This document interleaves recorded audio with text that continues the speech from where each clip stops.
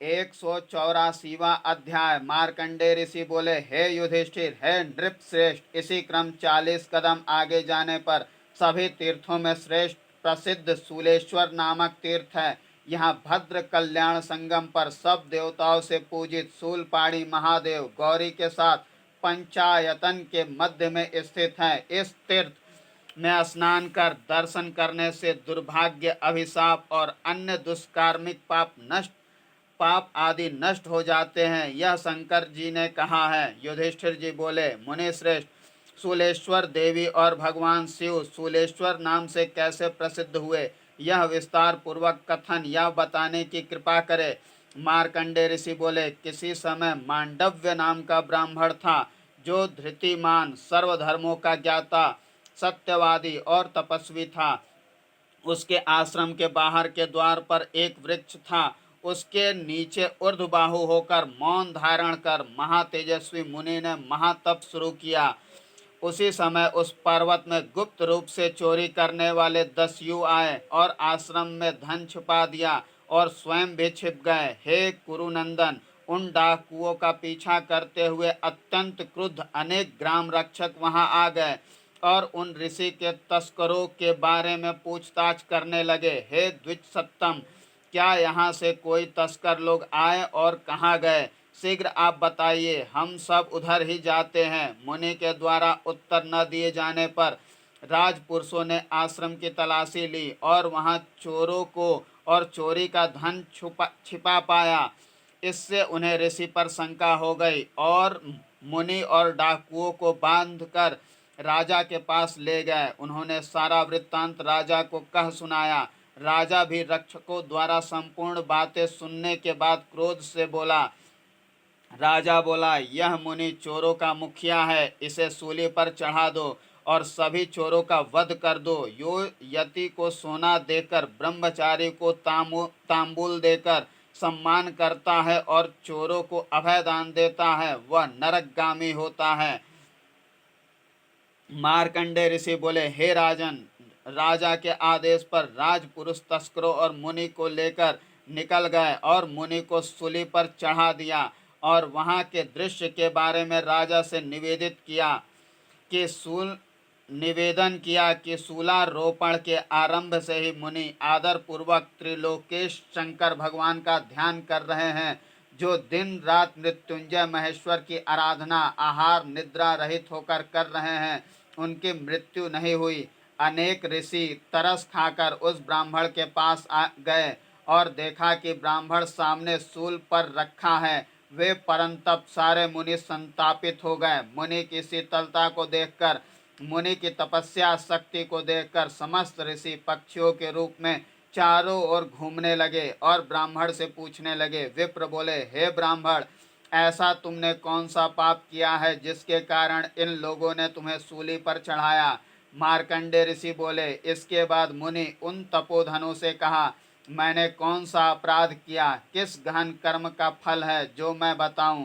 ऐसा सुनकर सब मुनि अपने आश्रम में चले गए। दूसरे दिन मुनियों ने जाकर राजा से कहा। तब राजा ऋषियों की बात सुनकर बंधुओं सहित निकल पड़े। राजा बोले, हे ऋषि सत्तम, अज्ञानवश मैंने जो पाप किया, तो आप मुझ पर क्रोध क्यों नहीं करते? मार्कंडे ऋषि बोले, हे युधिष्ठिर, राजा के इतना कहने पर मांडव मुनि ने प्रसन्नता व्यक्त की।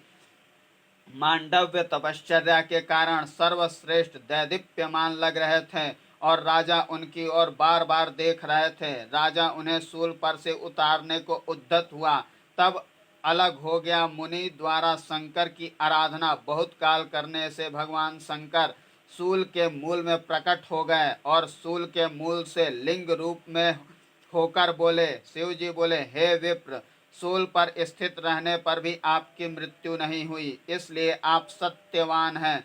वरदान मांगो, मैं तुम्हें अदेय वस्तु भी दूंगा। इस सत्यवान को लोक में क्यों सिद्धि नहीं मिलेगी? अपने अपने कर्म का फल हर प्राणी भोगता है। शुभ का फल शुभ ही मिलता है, परंतु अशुभी कर्म से अनेक प्रकार की विपत्ति मनुष्य को मिलती है।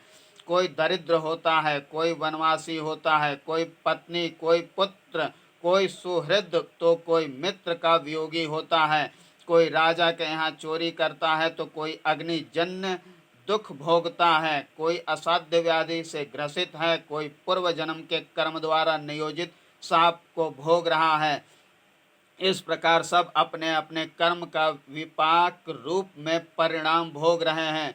दुख पाकर भी कुछ लोग धर्म में लीन रहते हैं और हाँ पुत्र, हाँ अम्ब नहीं बोलते, किंतु पुष्कर, राक्षी, उमा और मुझ महेश में ध्यान लगाते हैं। तुमने कष्ट में भी हमारा स्मरण किया, इसलिए मैं गौरी के साथ तुम्हारी सहायता के लिए आया हूँ। तुम पवित्र हो, वरदान मांगो।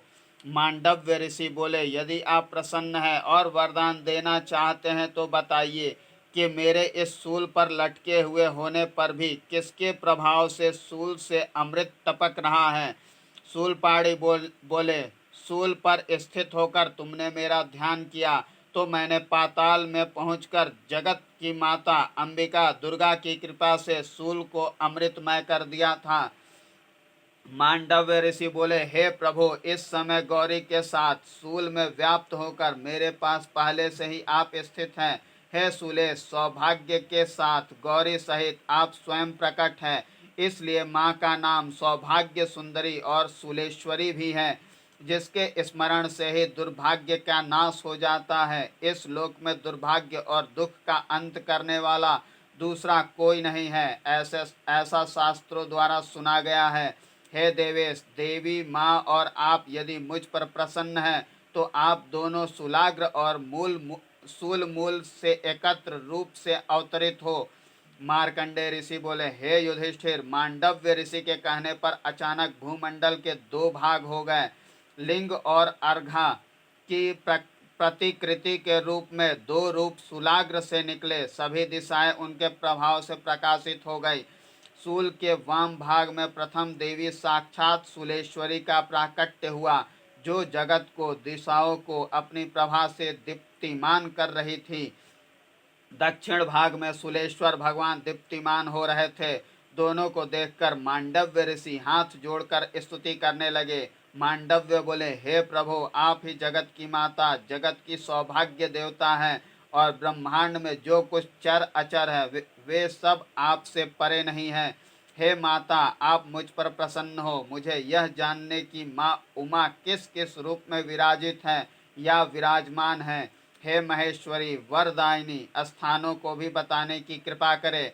शूलपाणी बोले, हे विप्र, सर्वदा सर्वत्र सर्वत्र सभी प्राणियों में देवी माँ का निवास है। फिर भी जो जो स्थान स्थान अभिषिप्त सिद्धि देने वाले द्रष्टव्य हैं उनका मैं वर्णन करता हूँ। वाराणसी में विशालाक्षी, नैमिषारण्य में रूप धारणी, प्रयाग में ललिता देवी, गंधमादन में कामुकी देवी, मानस में कुमुदा, विश्वकाया, अंबर में गौमंत में गोमती, मंदर में कामचारिणी देवी, चैत्र रथ में मदोत्कटा, हस्तिनापुर में हस्तनी, कान्य कुब्ज में गौरी, मलय पर्वत में रंभा देवी, पुष्कर में पुरुहंत्री, केदार में मार्गदायिनी, हिमालय में नंदा देवी, गोकर्ण क्षेत्र में पृष्ठभाग में भद्रकर्णिका, थानेश्वर में भवानी,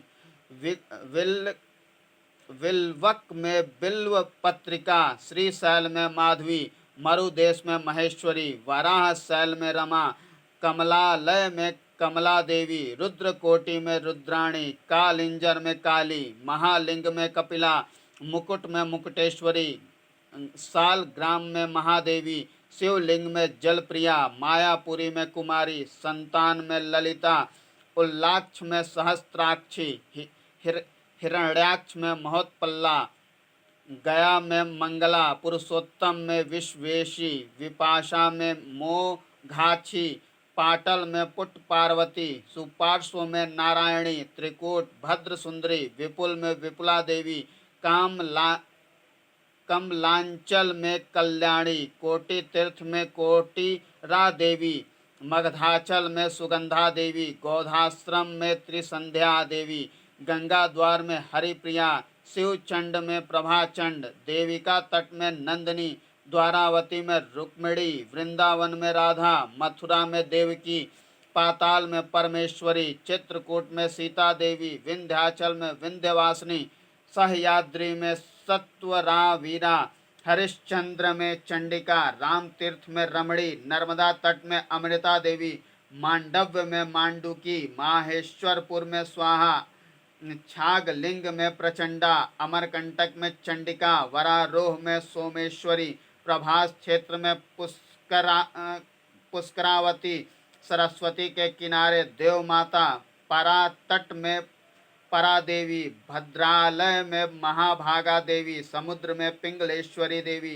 रेवा संगम में सांकरी, सिंगिका, उत्पल्ला, वर्तका, लोला और सुभद्रा, माता सिद्धवन में लक्ष्मी, भरत ग्राम में तरंगा, जालंधर में विश्वमुखी, किष्किंधा में तारा, कपाल मोचन में सिद्धिदात्री देवी, कायावरोहण में माया देवी, शंखोद्वार में ध्वनि, पिंडारक में धृति, चंद्रभागा में काली, अच्छेद में सिंधु वारिणी, उत्तर कुरु में तुषधि, कुशदीप में कौशिरिका, हेमकोट में मनमथा, मुकुट में सत्यवादिनी, अश्वत्थ में मेदिनी, वैश्वणालय में निधि, ब्रह्मलोक में गायत्री, पार्वती आपके पास, देवलोक में इंद्राणी, ब्रह्मा के पास सरस्वती, सूर्य बिंब में प्रभा, माताओं में वैष्णवी, सतियों में अरुंधति, रमणियों में तिलोत्मा, चित्रत्त में और ब्रह्म कमल में शक्ति, भृगु क्षेत्र में शूलेश्वरी, भृगु कच्छ में सौभाग्य सुंदरी। ये 108 नाम और स्थान संक्षेप में बताए हैं। इस प्रकार 108 देवी के स्थान हैं। इन 108 नाम को जो मनुष्य स्मरण करता है उसके पाप नष्ट हो जाते हैं और मनोकामनाएं पूरी होती हैं। उमा तुला घृत द्रव्य दान विधि। तृतीया के दिन पूजा करके मनुष्य दुख दुर्भाग्य रहित होकर शिव तुल्य हो जाता है। पवित्र शुक्ल वस्त्र धारण कर हाथ में कुसुमांजलि लेकर नारी सदा ही पार्वती का दर्शन करे, पूजन करे और लोकपालों का पूजन करे। हे देवी, आप सभी जीवों में सकित के रूप में स्थित हो। आप संसार की साक्षीभूत हो। आप सभी जीवों की तुला प्रमाण हो। मैं जो आपको झेल रही हूँ उसे संसार से उभारो, झेल रही हूँ उसे संसार से उबारो। इस प्रकार पुष्पांजलि देकर पुण्यावाचन करावे। पश्चात प्रदक्षिणा कर उमा को गोद में रखकर तुला पर आरूढ़ हो। वह प्रतिमा सोने की बनी हो। तुला के दूसरे भाग में शक्ति के अनुसार सोना चांदी रखे तथा शक्ति के अनुसार लवण कुमकुम घी आदि रखे। पश्चात ऋत्विजों को देवे, अन्य ब्राह्मण को दान देवे, गुरु को और गुरु पत्नी को रक्त वस्त्रों का दान करे। अन्य ऋत्विजों को अंगूठी, केयूर, कुंडल के साथ सजी हुई दुधारू सफेद गाय देवे और कहे, ललिता मुझ पर प्रसन्न होवे। इस प्रकार से जो नर नारी दान करता है वह धन धान्य से अतुलनीय हो जाता है। जो नारी इस प्रकार अर्चना स्तुति दान आदि करती है वह 15 जन्म तक सावित्री के समान लक्ष्मी पुत्र यश सौभाग्य से युक्त हो जाती है। मार्कंडे ऋषि बोले, हे युधिष्ठिर, वह ब्राह्मण गौरी से पूजा नाम का महात्मा सुनकर भगवान को प्रणाम कर अपने घर चला गया। इस प्रकार सुलेश्वर या सुलेश्वरी नाम के तीर्थ का नामकरण हुआ। इस तीर्थ में जो मनुष्य स्नान कर तर्पण कर पितरों को प्रसन्न करता है, ब्राह्मणों को वस्त्र दान, पितरों को पिंड दान भी करता है, उमा सहित शंकर की पूजा करता है, वह सर्व पाप से मुक्त होकर रुद्रलोक को जाता है। 185वां अध्याय।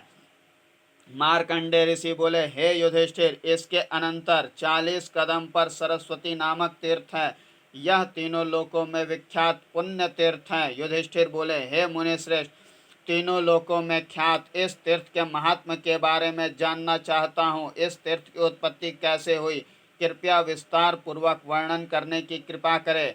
महादेव बोले, हे पार्थ, एक बार कुछ विद्यार्थी अध्ययन में संलग्न थे। उन्होंने कभी सरस्वती का स्मरण किया था और बृहस्पति सहित महेश्वर भगवान की स्तुति के लिए सरस्वती ने तप किया था। तब यमुना ने विद्यार्थियों के कल्याण के लिए दिव्य वाणी देने के लिए नर्मदा जी के उत्तरी किनारे पर कालिंदी संगम पर, जहाँ पर कालिंदी यमुना जी स्थित हैं, वहाँ पर याद किया था। हे पार्थ, वहाँ स्थित सरस्वती जी वर देने वाली है। जो मनुष्य इस तीर्थ में स्नान करता है वह ब्रह्म हत्या जन्य पाप से मुक्त हो जाता है। हे जो व्यक्ति शुक्ल पक्ष की पंचमी, अष्टमी और चतुर्दशी को उपवास कर विधि पूर्वक पूजन कर पिंडदान करता है, वित्त के अनुसार ब्राह्मणों को दान देता है, वह अक्षय हो जाता है। और जो तृतीया, अष्टमी, दशमी, त्रयोदशी और अमावस्या को पिंड दान करता है और अनिद्य ब्राह्मणों की पूजा करता है और सरस्वती की पूजा करता है, अर्घ्य दान करता है, वह मोक्ष को प्राप्त होता है। प्रातः स्नान और सायं संध्या वंदन से अग्निहोष्टोम का फल मिलता है। पर्व तीर्थ तिथियों में पिंडदान से हजारों युग तक पितर तृप्त रहते हैं। जो इसमें स्नान करता है उस उसे स्वर्गेच्छु स्वर्ग को प्राप्त करता है, धनार्थी धन प्राप्त करता है, पुत्रार्थी पुत्र, मोक्षार्थी मोक्ष और सुखार्थी सुख प्राप्त करता है। जो मनुष्य सरस्वती की उपासना करता है उसे शोक का मुख नहीं देखना पड़ता और अनंत विद्या प्राप्त कर शाश्वत सत्य लोक प्राप्त करता है। इस प्रकार सरस्वती तीर्थ का महाफल कहा गया है। 186वां अध्याय। मार्कंडे ऋषि बोले, हे राजेंद्र, आगे जाने पर दारुकेश्वर नामक तीर्थ है जो परम सुंदर है। वह मुनियों और सभी प्राणियों से पूजित है। वहाँ सर्व पाप नाशक अमृत नामक विशाल लिंग है। इसका वर्णन किसी के लिए भी मैंने नहीं किया, अतः तुम सुनो। भगवान श्री कृष्ण देव का सारथी और महान सचिव भी था। उसने सारथी बनने के लिए साष्टांग योग स्थान वीरासन के साथ काष्ठवत निश्चेष्ट होकर शिव की आराधना करते हुए रेवा नदी के उत्तर तट पर भृगु के आश्रम के पास अनेक वर्ष तक विपुल तप किया था। वहीं पर एक पुराना जलाशय भी था। अनेक वर्ष तक तप करने पर उसके सम्मुख एक दैदीप्यमान महाविशाल लिंग की उत्पत्ति हुई। उस लिंग में साक्षात शंभु थे।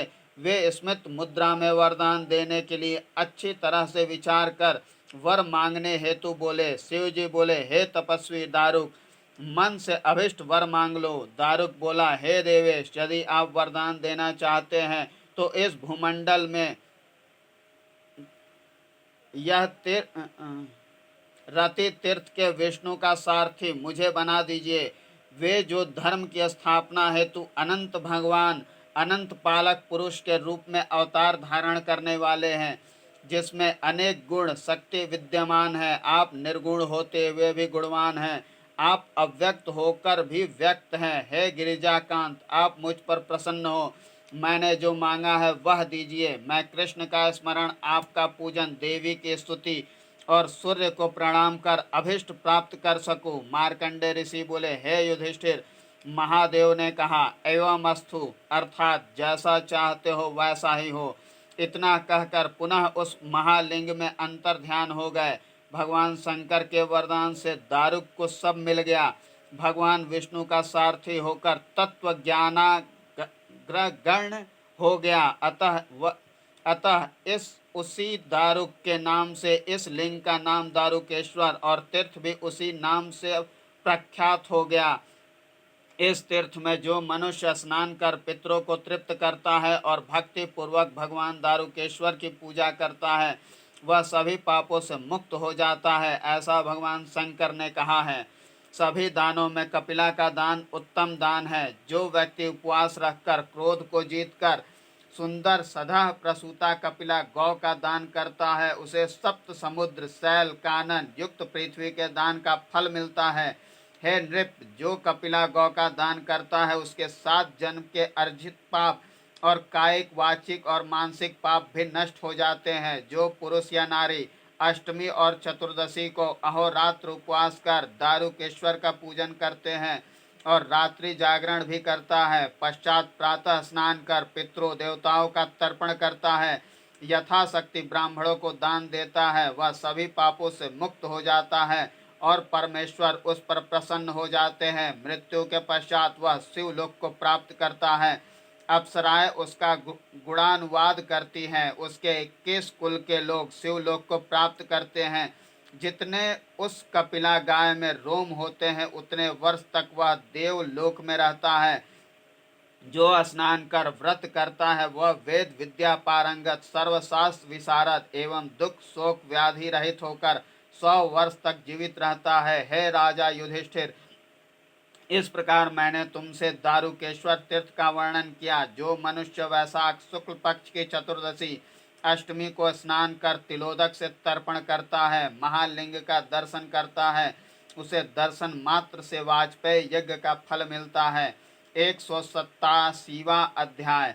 मार्कंडे ऋषि बोले, हे राजेंद्र, आगे जाने पर अश्विनो नामक प्रसिद्ध तीर्थ है, वहां जाना चाहिए। वहां पर भक्त जिस कामना से जाते हैं वह कामना पूर्ण होती है। वहां उस तीर्थ में सुंदर रूपावय से युक्त 2 अश्विनी कुमारों ने यहाँ पर तप करके दिव्य शीश प्राप्त की थी। यह भृगु का क्षेत्र है, देवर्षियों से युक्त है।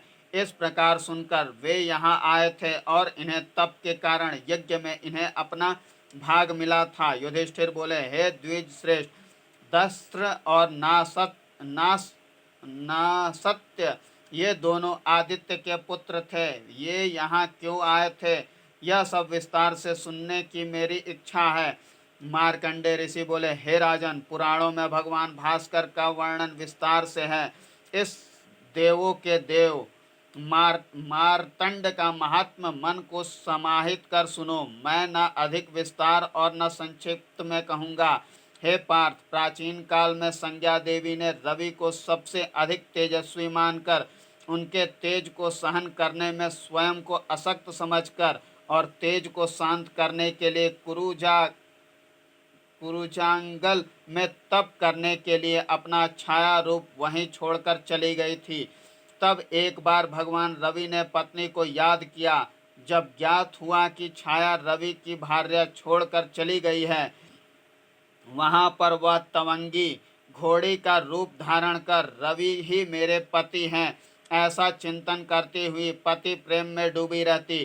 तेजस्वी पति के लिए हम मंत्र का जप कर नमस्कार करती हुई पति के तेज को सहन करने की शक्ति पाने के लिए कठिन तपस्या करने लगी।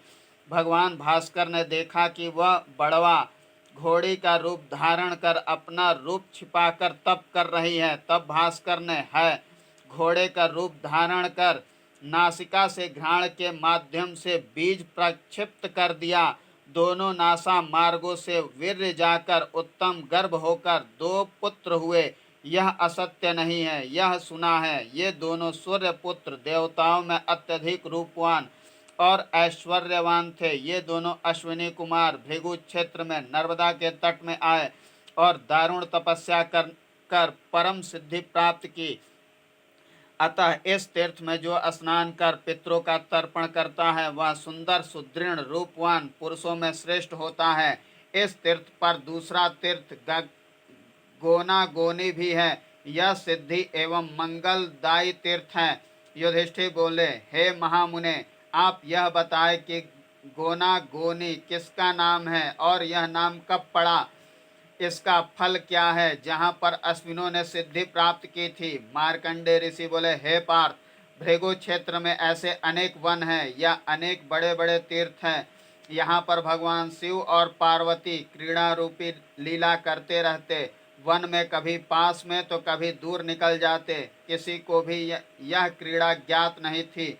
वृष भी दूर था। हे महिपाल, विनोद में ही दूर जाकर पार्वती ने लताओं के गहन संकुल में अपने आप को शंकर जी से छुपा लिया। जब गौरी जी कुछ नहीं बोली तब भगवान शंकर वृक्षों वृक्षों घरों घरों तीर्थों तीर्थों में गो नागो इन नामों से बुलाते रहे। बुम्बाराव किया परंतु पार्वती जी शंकर भगवान को नहीं मिली। तब भगवान शंकर घूमते हुए जहाँ पर अश्विनी कुमार तप कर रहे थे वहाँ आए। नील रूप महादेव आए ही थे कि इतने में पार्वती जी भी उमा हम भारव करने वाले शिव जी के पास आ गई। मुनियों ने इस प्रेमी युगल को मिलते हुए देखा। हे युधिष्ठिर, तभी इस तीर्थ का नाम गौना गौनी हुआ। यह भाद्रपद मास की शुक्ल पक्ष की तिथि को दोनों को संगम हुआ। लोग इसी तीर्थ में लोगों ने दोनों का विवाह रचाया और उसी समय वहां पर भृगु जी भी आ गए और दोनों को भृगु ने साक्षात भगवान मानकर भगवान शंकर को स्मरण कर प्रणाम कर प्रदक्षिणा की। तब भगवान शंकर उमा सहित अपना स्वरूप को बदलकर साक्षात रूप में आकर वरदान हेतु बोले। भृगु जी बोले, हे देव, आज मेरा जन्म सफल हो गया। यह स्थान महास्थान है, अनेक देव आदि से पूजित है। आज यह लोक आपके कारण शोक रहित हो गया है। उमा सहित भगवान शंकर वरदानी आज यहाँ आए हैं, अतः वास्तव में जो आज ही यह भृगु का स्थान हुआ है। देवों के देव भगवान शंकर शुभ वाक्य सुनकर सुमुखी सौम्य लोचनी देवी भी प्रसन्न हो गई। देवी ने इस क्षेत्र का महात्मा पूछा। ईश्वर बोले, हे महाभागे देवी सुनो, भृगु से प्रसन्न होकर मैं क्षेत्र के महात्म के संबंध में वर्णन करूंगा। जो मैं इस क्षेत्र के तीर्थ के महात्म के संबंध में आपसे पूछा था।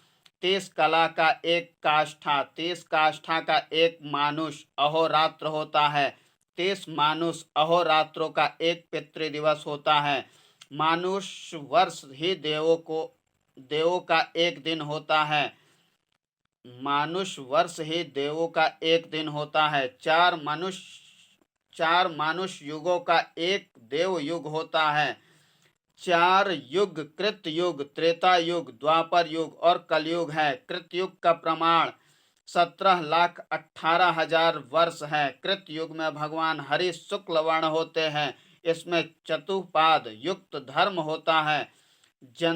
जंतु भी निष्प्रिय और धार्मिक होते हैं। मनुष्य निरोगी और चिरायु और उपद्रव रहित होते हैं। 12,90,000 वर्ष प्रमाण त्रेता युग में भगवान हरि रक्त वर्ण के होते हैं। इसमें धर्म के 3 पाद होते हैं। लोग किंचित आरोगी, युवा, अल्पायु और दुख से युक्त भी होते हैं। इसके पश्चात 8,64,000 वर्ष प्रमाण तीसरा युग द्वापर है। इसमें धर्म 2 पाद वाला मनुष्य, रोगी, कुछ निर्धन और आपस में कलह करने वाले होते हैं। इसमें भगवान जनार्दन कपिल हैं। इसके पश्चात चौथा युग कलयुग 4,32,000 वर्ष का होता है। यह द्रव्यहीन, रोग बहुल, दारुण युग है। हे प्रिय, यह इसमें भगवान विष्णु का वर्ण कृष्ण होता है। इस युग में धर्म 1 पाद वाला रहता है और लोग सत्य से रहित अर्थात मिथ्यावादी होते हैं। मिथ्या लोग ही सत्य की जय जयकार करते हैं। राजा चोर और स्त्रियां उल्टा होती हैं। गुरु पूजा समाप्त हो जाती है। अग्निहोत्र कर्म आदि शिथिल हो जाते हैं। गाय अल्प दूध देने वाली होती है। नदियों में जल अल्प और पृथ्वी अल्प फल वाली होती है। जीवनाधार कठिन हो जाता है। इससे लोगों की आयु भी अल्प होती है। स्त्रियां सती नहीं रहती हैं। ये लक्षण कलयुग के हैं। इस प्रकार हे देवी चतुर्युग होते हैं। इन चारों युगों को मिलाकर एक देव युग कहा गया है। 1000 चतुर्युग बीतते हैं, तब ब्रह्मा का एक दिन और 1000 चतुर्युग पर एक रात्रि होती है। 30 मानुष कल्प का ब्रह्मा का मास होता है। ऐसे 12 महीनों का एक ब्रह्म वर्ष होता है। हे गिरि नंदिनी, ब्रह्मा जी ने जो पहले बताया था वह मैंने तुम्हें बताया है। इस प्रकार कल्प की व्यवस्था है। कल्प के आदि में ब्रह्मा के मानस पुत्र प्रजापति, मरीचि, अत्रि, अंगिरा, पुलस्त, पुलह, क्रतु, दक्ष, भृगु, वशिष्ठ आदि हुए। जैसे ब्रह्मा के लक्षण वैसे ही उनके भी लक्षण थे। उनमें भृगु महातेजस्वी थे, जो तपस्या कर सिद्धि प्राप्त कर चुके थे। यह तपस्या महापुण्य रेवा के तीर पर की गई थी। इस कारण मैं बहुत प्रसन्न हो गया था और वहीं देवों के साथ मेरी स्थापना की थी। इसकी एक पुत्री प्रिया देवी श्री थी, जो विष्णु की पत्नी हुई। देवताओं की अनुज्ञा से कच्छप की प्रार्थना करके नर्मदा के समुद्र पाद भूभाग के उत्तरी तट पर उदक प्रवण देश में करोड़ों तीर्थों से समन्वित 5 कोस में ही त्रिलोक्य व्यापक विश्वकर्मा की विधि के अनुसार सैकड़ों महलों, हर हमर्य कुटी, दालान, आंगन आदि से शोभित यह भृगु का स्थान सिद्ध क्षेत्र है। यह अनेक देवताओं से सेवित है। हे पार्वती, मैंने पूर्व में भृगु को वरदान किया था, जिससे इसकी स्थापना शीघ्र ही हो गई थी। हे देवी, तुम यहाँ छिपती हुई ना सत्य के पास आ गई हो।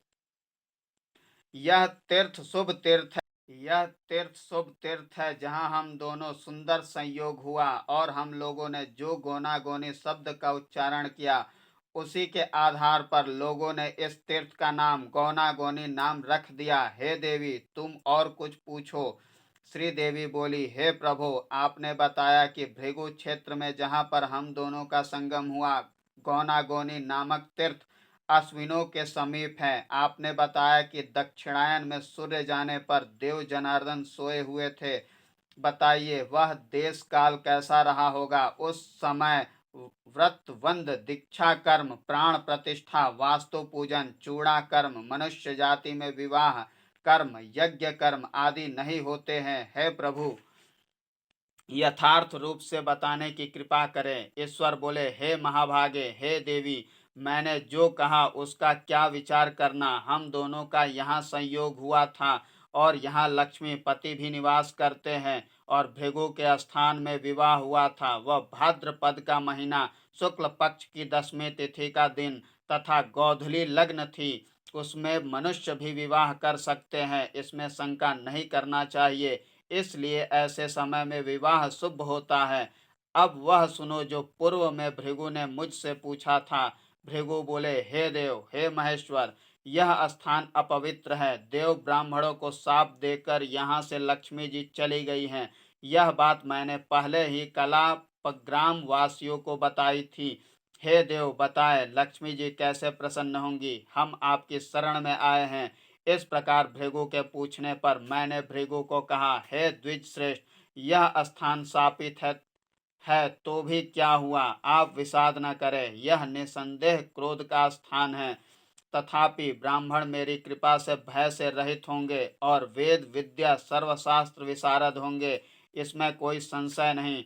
जो भी हजारों लाखों ब्राह्मण अन्य स्थान के हैं, वे यहाँ के मूर्ख का भी उत्तर न दे सकेंगे।